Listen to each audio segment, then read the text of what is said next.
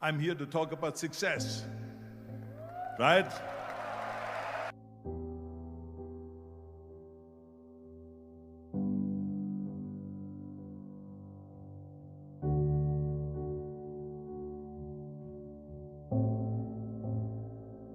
The first rule of success is to have a vision. You see, if you don't have a vision of where you go, and if you don't have a goal where you go, you drift around and you never end up anywhere. It's like you can have the best ship in the world, you can have the best airplane in the world. If the pilot or the captain doesn't know where to go, it will just drift around. It will not end up anywhere, or most likely in the wrong place. So I was very fortunate that I stumbled onto my vision. I mean, as you know, I was born in 1947 in Austria after the Second World War. And I didn't really like Austria when I grew up. I couldn't wait to get out of there. I couldn't see myself becoming a farmer or a worker in a factory or anything like that, even though my parents wanted me to stay there and have a normal life. My father wanted me to become a police officer like he was. My mother wanted me just to stay there and marry a girl with the name of Heidi, hopefully, and have a bunch of kids and run around like the Van Trapp family in The Sound of Music. But that was their vision, not mine. My vision was totally different. I felt that I was born for something special, for something unique, for something big. Do you know how great it felt that I knew where I was going? Imagine the majority of people don't know where they're going. When you have a goal, when you have a vision, everything becomes easy. Because remember that in America, for instance, when you study, you will see the percentage of people that like their jobs. 74% hate their job in America. Now, this is not much different when you come to Europe.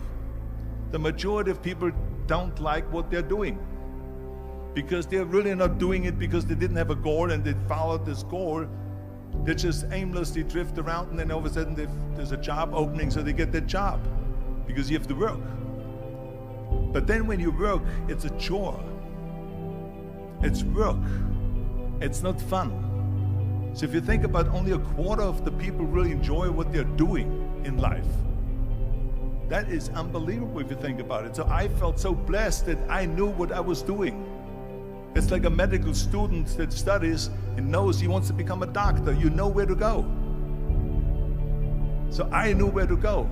So people always ask me, when they saw me in the gym in the pumping iron days, they say, why is it that you're working out so hard? 5 hours a day, 6 hours a day, and you have always a smile on your face. The others are working out just as hard as you do, and they look sour in the face. Why is that? And I told people all the time, I said, because to me, I'm shooting for a goal. In front of me is the Mr. Universe title. So every rep that I do gets me closer to accomplishing that goal, to make this goal, this vision turn into reality. Every single set that I do, every repetition, every weight that I lift will get me a step closer to turn this goal into reality. So I couldn't wait to do another 500-pound squat. I couldn't wait to do another 500-pound bench press. I couldn't wait to do another 2,000 reps of sit-ups. I couldn't wait for the next exercise, for the next half hour of posing and all the kind of things that you have to do to be a champion. And with the age of 20, I went to London and I won the Mr. Universe contest as the youngest Mr. Universe ever. And it was because I had a goal.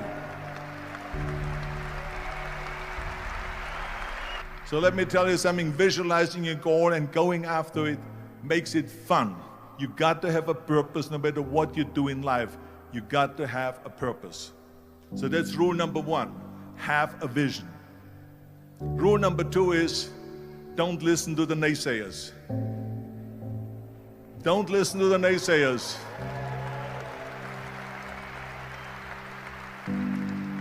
Everything I ever did, the thing that I heard out of people's mouth was, that's impossible. that can't be done or no.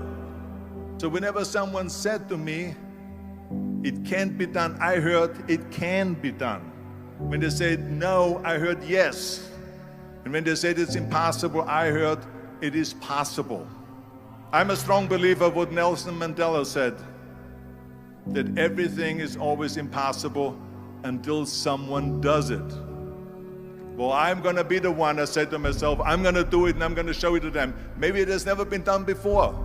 That's perfectly fine with me. But I'm going to do it. And I did not listen to the naysayers. The next thing, the third point that I'm going to make to you is, before we sit down with Jürgen and talk about the rest of the three, is work your ass off. There is no magic pill. There is no magic out there. You cannot get around. You have to work and work and work. And it drives me crazy when people say that they don't have enough time to go to the gym for 45 minutes a day and work out, or to do something for 45 minutes to an hour a day to improve, if it is physically improve or if it is mentally to improve. Imagine you read 1 hour a day about history. How much you will learn after 365 hours in 1 year. Think about if you study about the history of musicians, of composers, how much you would know. Imagine if you would work on a business, on some business that you want to develop every day for an hour. Imagine how further along you will go and get.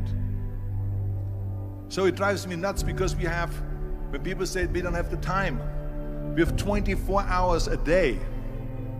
We sleep 6 hours a day, so that gives you still 18 hours. And there's someone shaking their head out here in front. They say probably, I don't sleep 6 hours, I sleep 8 hours, right? Or just sleep faster.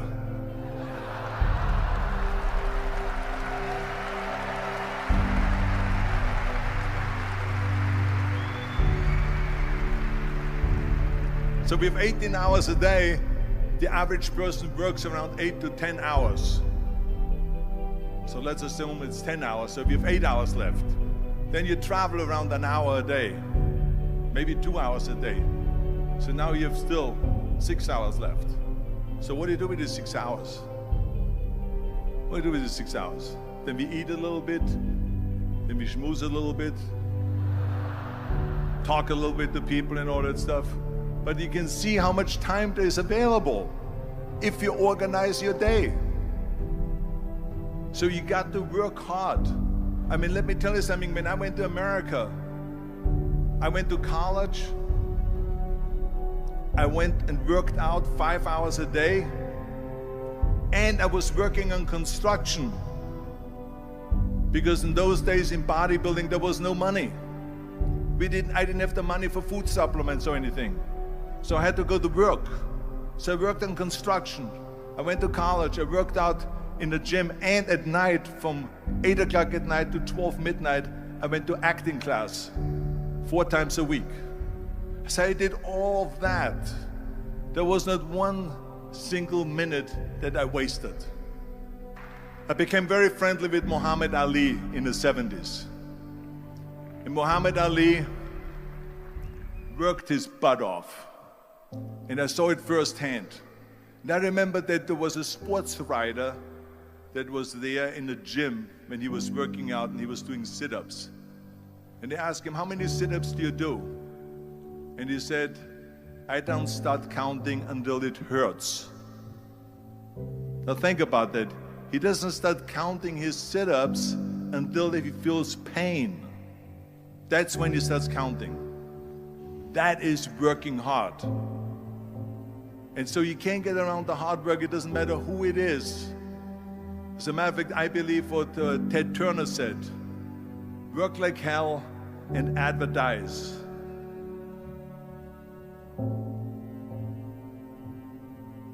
You get it? Work like hell, go to bed, and early to rise, work like hell and advertise. So you work your ass off, and then you let the world know about your work. That's what it is all about. Let people know. If you have a company, if you have a movie, if you do a sports, work your ass off, but then advertise and let everyone know. I hate plan B. And I tell you why. Because we have so many doubters, as I've said earlier, the no-sayers. We have so many of those people that say no, and you can't do it, it's impossible. That is okay, because we just turn off, as I said earlier, and we listen and we hear the no being a yes. You can't do it, you can do it, and all of that. So that is possible to do that amongst all the negative people around you. But when you start doubting yourself, that's very dangerous. Because now what you're basically saying is that if my plan doesn't work, I have a fallback plan, I have a plan B. And that means that you start thinking about plan B, and every thought that you put into plan B, you're taking away now that thought and that energy from plan A.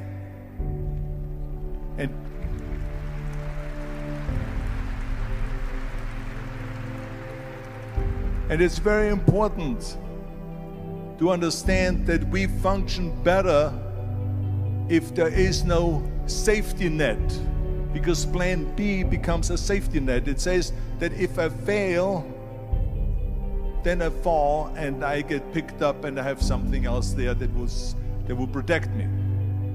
And that's not good, because people perform better when there's no safety net.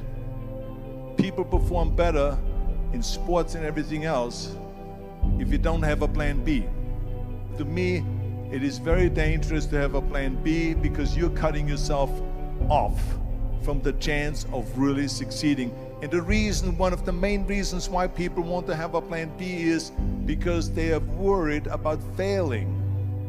What is if I fail, then I don't have anything else? Well, let me tell you something, don't be afraid of failing, because there's nothing wrong with failing. You have to fail in order to climb that ladder. There's no one that doesn't fail. We all fail. It's okay.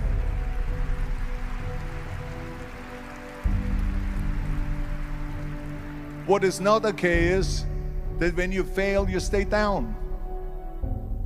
Whoever stays down is a loser. And winners will fail and get up, fail and get up, fail and get up. You always get up. That is a winner. That is a winner. Hey, we all lose. We all have losses. This is okay. And this is why I say don't be worried about losing, because when you're afraid of losing, then you get frozen. You get stiff. You're not relaxed.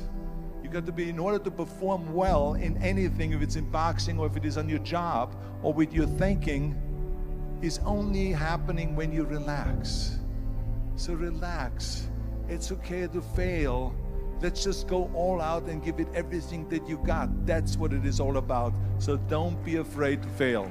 This is one of my 6 rules to success. You can only feel complete as a person if you think about what can you do for your fellow member around you that maybe needs help. I felt like that. Everyone has a different motivation why you get into that. I was an immigrant going to America, and I saw how America was the most generous country in the world. I mean, they opened up their arms to me, they helped me, they invited me for Thanksgiving dinner. The people, they brought me, the bodybuilders in the gym brought me plates to my apartment because I had no plates, I had no silverware, I had no bedware, I had no pillows, I had no blanket, I had no TV, I had no radio, I had nothing. They brought it to my apartment. They helped me. And I saw that firsthand, this generosity in America. And I said to myself, as an immigrant that is being embraced with open arms, that I need to go and make sure that I give something back.